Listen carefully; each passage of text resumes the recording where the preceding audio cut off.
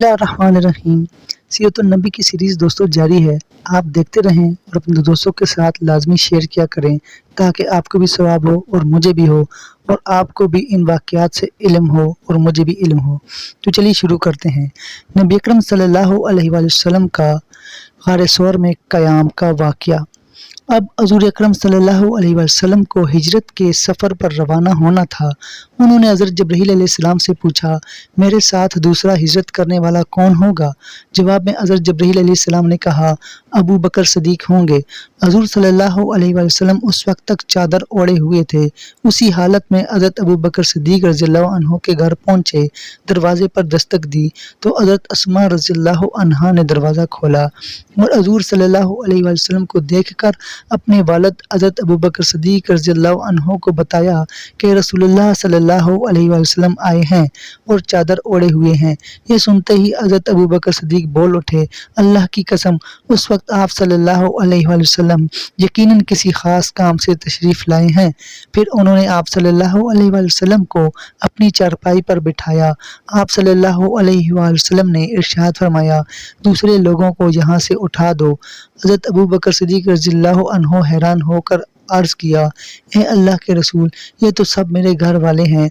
इस पर आप सल्लल्लाहु अलैहि वसल्लम ने फरमाया, मुझे हिजरत की इजाज़त मिल गई है। अबू बकर सिद्दीक़ रज़ियल्लाहु अन्हु फ़ौरन बोल उठे, मेरे माँ बाप आप पर कुर्बान, क्या मैं आपके साथ जाऊँगा? अबू बकर सिद्दीक़ रज़ियल्लाहु अन्हु फ़ौरन बोल उठे, मेरे माँ बाप आप पर कुर्बान, क्या मैं आपके साथ जाऊँगा? जवाब में हज़ूर अकरम सल्लल्लाहु अलैहि वसल्लम ने इरशाद फरमाया, हाँ, तुम मेरे साथ जाओगे। ये सुनते ही मारे खुशी के हज़रत अबू बकर सिद्दीक़ रोने लगे। हज़रत आयशा रज़ियल्लाहु अन्हा फरमाती हैं, मैंने अपने वालिद को रोते देखा तो हैरान हुई, इसलिए कि मैं उस वक्त तक नहीं जानती थी कि इंसान खुशी की वजह से भी रो सकता है। फिर हज़रत अबू बकर सिद्दीक़ रज़ियल्लाहु अन्हु ने अर्ज़ किया, ए अल्लाह के रसूल, आप पर मेरे माँ बाप कुर्बान, आप उन दोनों ऊँटनियों में से एक ले लें, मैंने उन्हें इसी सफ़र के लिए तैयार किया है। इस पर हज़ूर अकरम सल्लल्लाहु अलैहि वसल्लम ने फरमाया, मैं ये कीमत देकर ले सकता हूँ।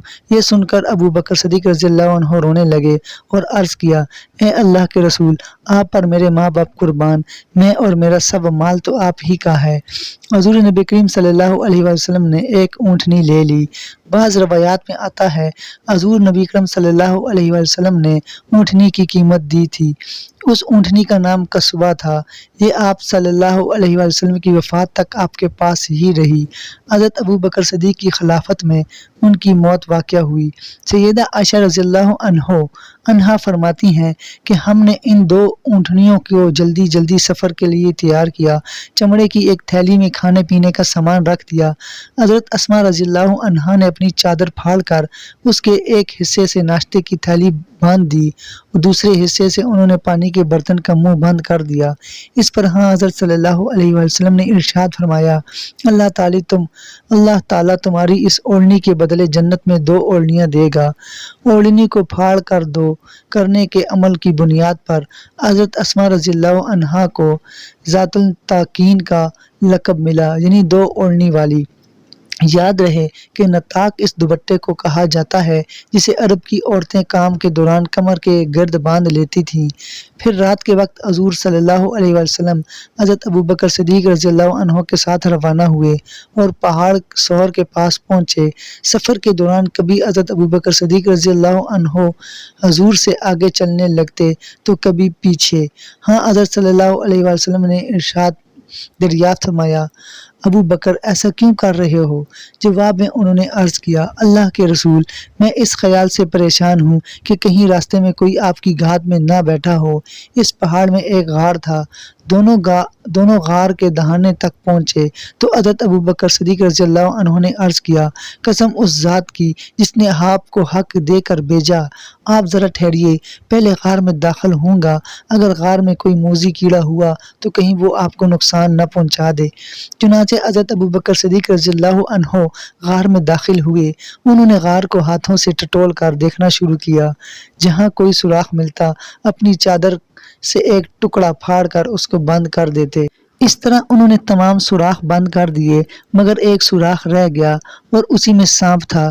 حضرت ابوبکر صدیق رضی اللہ عنہ نے اس سوراخ پر اپنی ایڑی رکھ دی۔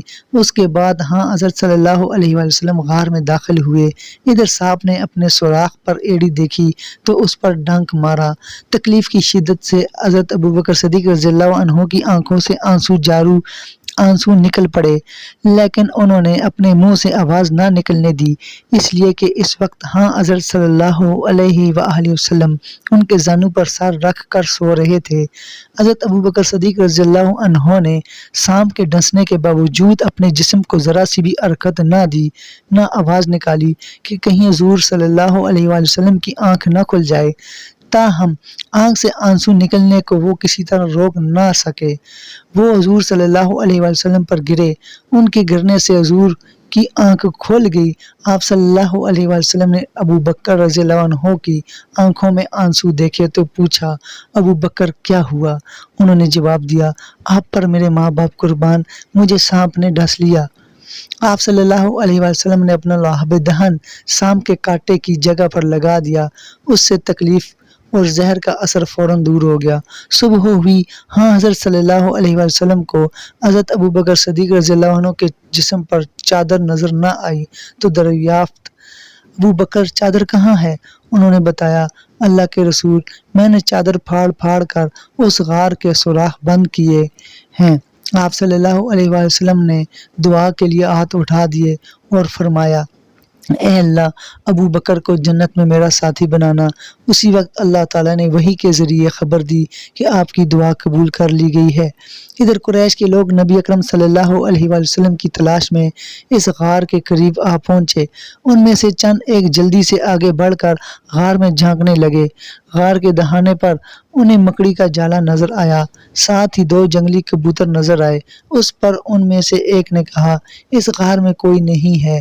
ایک روایت میں یوں آیا ہے، ان میں امیہ بن خلف بھی تھا، اس نے کہا، اس غار کے اندر جا کر دیکھو۔ کسی نے جواب دیا، غار کے اندر جا کر دیکھنے کی کیا ضرورت ہے؟ غار کے منہ پر بہت جالے لگے ہوئے ہیں، اگر وہ اندر جاتے تو یہ جالے باقی نہ رہتے، یہاں کبوتر کے انڈے ہوتے۔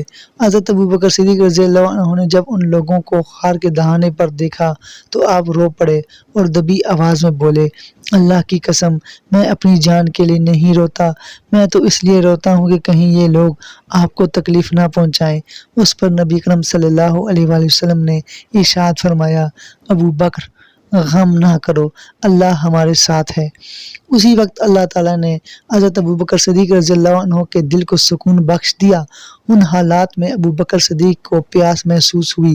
انہوں نے حضرت صلی اللہ علیہ وآلہ وسلم سے اس کا ذکر کیا تو آپ نے ارشاد فرمایا، اس غار کے درمیان میں جاؤ اور پانی پی لو۔ صدیق اکبر رضی اللہ عنہ اٹھ کر غار کے درمیان میں پہنچے۔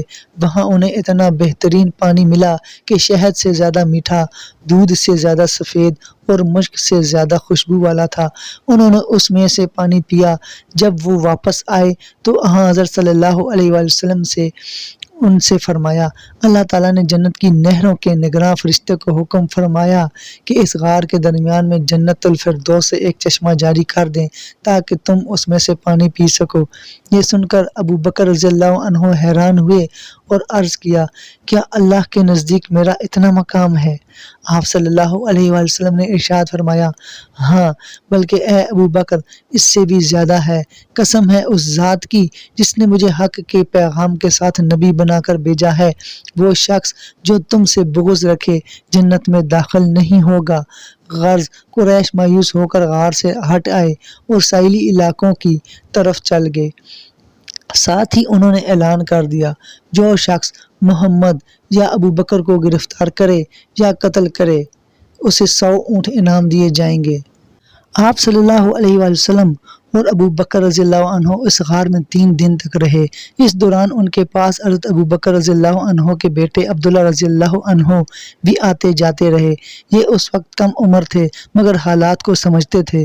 اندھیرا پھیلنے کے بعد یہ غار میں آ جاتے اور منہ اندھیرے فجر کے وقت وہاں سے واپس آ جاتے۔ اس سے قریش یہ خیال کرتے کہ انہوں نے رات اپنے گھر میں گزاری ہے۔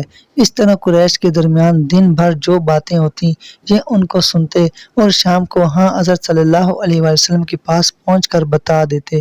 حضرت ابو بکر صدیق رضی اللہ عنہ کے ایک غلام حضرت عامر بن فہیرہ رضی اللہ عنہ تھے۔ یہ پہلے طفیل نامی ایک شخص کے غلام تھے۔ جب یہ اسلام لے آئے تو طفیل نے ان پر ظلم ڈھانا شروع کیا۔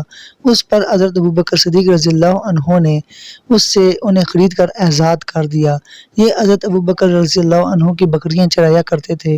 یہ بھی ان دونوں غار تک آتے جاتے رہتے۔ شام کے وقت اپنی لکڑیاں لے کر وہاں پہنچ جاتے اور رات کو وہیں رہتے۔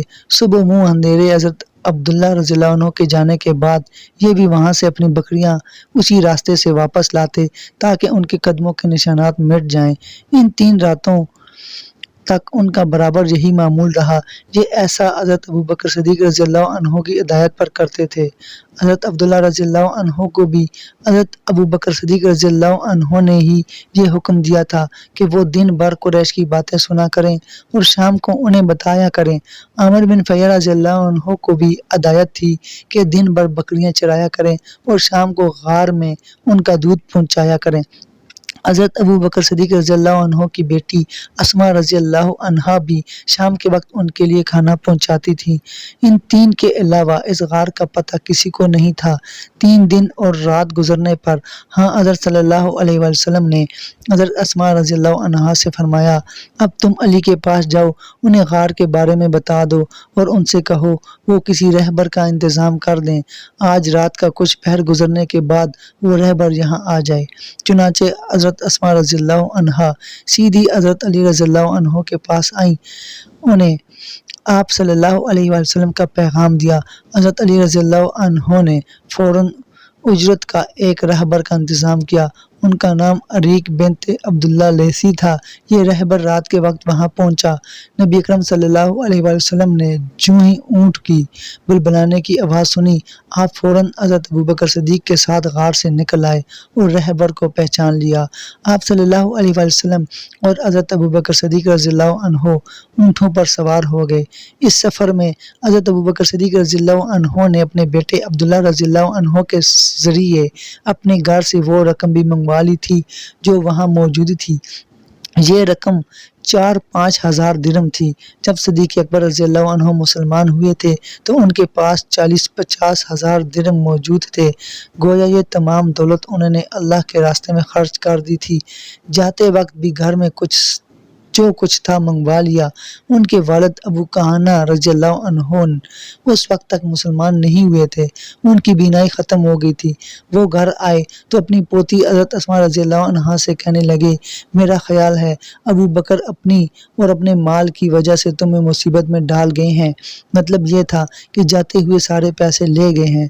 یہ سن کر حضرت اسماء رضی اللہ عنہا نے کہا، نہیں بابا، وہ ہمارے لیے بڑی خیر و برکت چھوڑ گئے ہیں۔ حضرت اسماء کہتی ہیں، اس کے بعد میں نے کچھ کنگریاں ایک تھیلی میں ڈالی، ان کو طاق میں رکھ دیا۔ اس میں میرے والد اپنے پیسے رکھتے تھے۔ پھر اس تھیلی پر کپڑا ڈال دیا اور اپنے دادا کا ہاتھ ان پر رکھتے ہوئے میں نے کہا، یہ دیکھیے روپے یہاں رکھے ہیں۔ ابو کہانہ رضی اللہ عنہ نے اپنا ہاتھ رکھ کر محسوس کیا اور بولے، اگر وہ یہ مال تمہارے لیے چھوڑ گئے ہیں تب فکر کی کوئی بات نہیں، یہ تمہارے لیے کافی ہیں۔ حالانکہ حقیقت یہ تھی کہ والد صاحب ہمارے لیے کچھ بھی نہیں چھوڑ گئے تھے۔ دوستو یہاں پر ہماری ویڈیو مکمل ہو جاتی ہے۔ ہم نے جو پڑھا اور آپ دوستوں نے جو سنا، اللہ تعالیٰ اس کو قبول فرمائے۔ اور آپ دوستوں سے یہی کہوں گا کہ آپ اس کو لازمی شیئر کیا کریں ہماری ویڈیو کو، تاکہ آپ کو بھی اس کا ثواب مل سکے اور جتنے دوست دیکھیں گے ان کو بھی ثواب مل سکے۔ اور جتنے بھی دوست ہمارے ساتھ منسلک ہو رہے ہیں، اگر وہ یوٹیوب پر ہمارے اس ویڈیو کو دیکھ رہے ہیں تو ہمارے چینل کو سبسکرائب کریں، ساتھ ہی بیل آئیکن کو دبائیں اور آل نوٹیفیکیشن پر کلک کریں۔ اگر فیس بک پیج پر دیکھ رہے ہیں تو اس فیس بک پیج کو فالو کریں اور وہاں سے اپنے دوستوں کے ساتھ شیئر کیا کریں، تاکہ آپ کو اس کا مکمل پورا ثواب مل سکے۔ تو انشاءاللہ ملیں گے اگلی ویڈیو میں، تو آپ انتظار کیجیے۔ اپنا خیال رکھیے گا اور آپ سے اجازت چاہتے ہیں۔ اللہ حافظ۔ اللہم صلی علی محمد عبدک ورسولک وصلی علی المؤمنین والمؤمنات والمسلمین والمسلمات۔